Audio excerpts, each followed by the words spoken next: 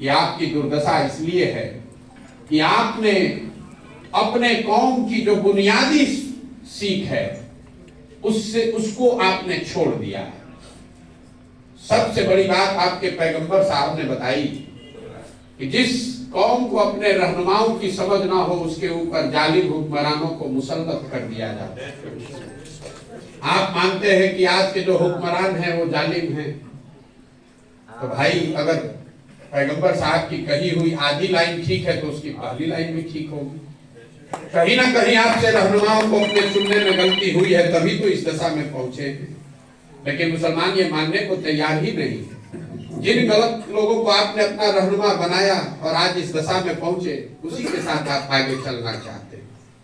आपके पैगंबर साहब ने बताया कि बिना जद्दोजहद के जीवन में कुछ भी हासिल नहीं हो सकता है।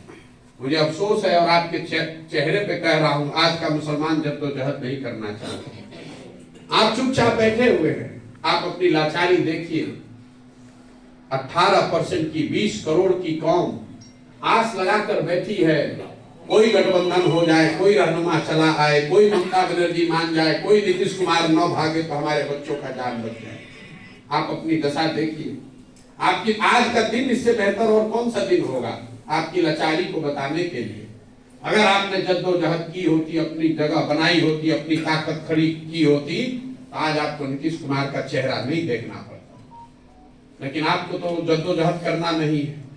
आप तो 5 वर्ष तक चिंता में पड़े हुए हैं, भाजपा को कैसे हराया जाएगा। मुसलमानों को चिंता बहुत है, चिंतन बिल्कुल नहीं। 5 वर्ष आप चिंता में हैं कि भाजपा हारेगी कैसे, लेकिन उसको हराने के लिए कोई आप प्रयास नहीं करते हैं। घर पे बैठ के सोच रहे हैं कोई गठबंधन बन जाए, कोई रहनुमा चला है जो हम लोग का बेड़ा पार कर दे। भैया वो होने वाला नहीं है। अगर ऐसी बात होती तो पैगंबर साहब ने आपको ये कहा होता कि मौके की तलाश में बैठो, जब मौका मिले तब काम करो। उन्होंने ये नहीं कहा, उन्होंने कहा जद्दोजहद करोगे तब कुछ लाभ मिलेगा। मुसलमान लोग कहते हैं कि भैया हम लोग किसी से नहीं डरते हैं अल्लाह को छोड़कर। आप रोज ये बात झूठ बोलते हैं। आपसे ज्यादा डरा हुआ कौम तो हमने पूरे देश में किसी को देखा ही नहीं। मुसलमान इतना डरा हुआ है, बिना किसी वजह के डरा हुआ है। आपको इतना डरा दिया गया है कि जो लोग आपके बच्चों का खून चूसते हैं, आपके बच्चों का हक लूट कर ले जाते हैं, कल आपको वोट देना होता है तो भाजपा के नाम से इतना आपको डर लगता है कि जो लोग आपका लूट कर लेगा आप उसको भी वोट देते हैं। जो लोग आपके बच्चों का हक मारते हैं आप उसके साथ भी खड़े होते हैं और फिर सोचते हैं कि हमारा भला क्यों नहीं हो रहा है। चुनाव के समय में जो ट्रेन आपको भाजपा को हराते हुआ दिखेगा उसी पर आप बैठ जाते हैं, अपने साथ अपने बच्चों को भी बैठा लेते हैं। फिर धोखा होता है, कहते हैं भैया हमारे साथ धोखा हो गया। तो मेरे भाई, जब आप अपने पैगंबर साहब की बात नहीं मान रहे हो, अपने कौम की बात नहीं मान रहे हो, तो आपका भला कैसे होगा। आप बिहार में अपने राजनीतिक सलाहियत, अभी डॉक्टर साहब ने कहा कि हम लोग बहुत जज्बाती कौम हैं। माफ कीजिएगा, आप जज्बाती कौम नहीं है, आप विशुद्ध तौर पर राजनीतिक तौर पर मूर्ख लोग हैं। लोग वोट किसी को क्यों देता है, आप वोट किसी को क्यों देते हैं। वोट देने के 3 वजह है। आप वोट देते हैं अपने अपने बच्चे और अपने समाज के विकास के लिए। आप वोट देते हैं अपनी राजनीतिक भागीदारी के लिए। आप वोट देते हैं अपने राजनीतिक विरोधी को हराने के लिए। इन तीनों नजरिए से आप बिहार में पिछले 35 वर्ष में अपने निर्णयों को जरा जांच कर देखिए। विकास तो आपको मिला नहीं है। आज सबसे ज्यादा गरीब, बदहाल, फटेहाल आप हैं। ये तो कोई मुसलमान भी नहीं कहता है कि हमको लालटेन से, राजद से विकास मिला। लेकिन फिर आप कहिएगा भैया हमको विकास नहीं चाहिए, कम से कम हम लोग की सरकार तो है। अभी आज तक जो सरकार है महागठबंधन की, पूरे बिहार में आबादी के हिसाब से आपके कम से कम 40 विधायक होने चाहिए, हैं 19 से कम। ये बहुत चिंता का कारण नहीं है। वो तो आपको आरजेडी वाला टिकट ही नहीं देता है, तब विधायक बनिएगा कैसे। लेकिन चिंता का दूसरा कारण है, आप आबादी के हिसाब से आपके 1650 मुखिया होने चाहिए, हैं 1200 से कम। उसमें किसी के टिकट की जरूरत नहीं है। 27,500 वार्ड सदस्य होना चाहिए, है 11,000 से कम।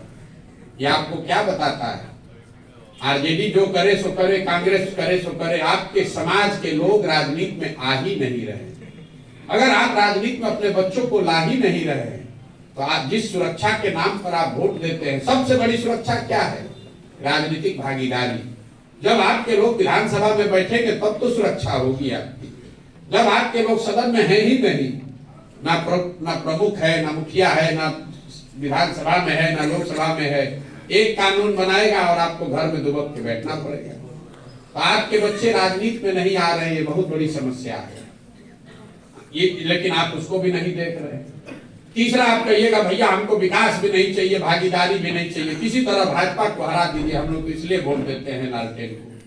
चलिए उसी नजरिए से देख लीजिए, 1990 से लगातार आप लालटेन को वोट दे रहे हैं, तब न कोई ओवैसी आए, न कोई जनसुराज आया, कहीं आपका वोट नहीं बटा। 100 में 90 मुसलमान आरजेडी को वोट देता है।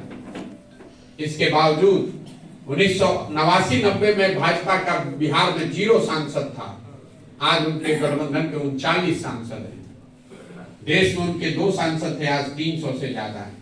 तो मेरे भाई, आपको विकास मिला नहीं, भागीदारी मिली नहीं, भाजपा को आप हरा पा नहीं रहे हैं, लेकिन अपने आप को इमोशनल कॉम बताकर वही पुरानी तलवार लेकर भांजे जा रहे हैं। आप कुछ नया देखना, सीखना, समझना ही नहीं चाहते। आप समझना ही नहीं चाहते कि भाई कोई दूसरा रास्ता भी है क्या। आप बिल्कुल अंधभक्त बनकर चले जा रहे हैं, इसीलिए आपकी ये दुर्दशा है। कैसे सुधरेगा? मैंने आपको कहा